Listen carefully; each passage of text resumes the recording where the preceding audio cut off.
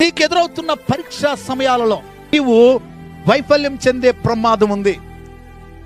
నీవు ఎదుర్కొంటున్న పరీక్షలు ఏమైతే ఉన్నాయో, అంటే నువ్వు రాసే పరీక్షలు, నీ ఎడ్యుకేషన్ గురించి నేను మాట్లాడటం లేదు. నీ యొక్క ఆత్మీయ జీవితం గురించి మాట్లాడుతున్నాను. నీ విశ్వాస యాత్ర గురించి మాట్లాడుతున్నాను. I'm talking about your journey of faith.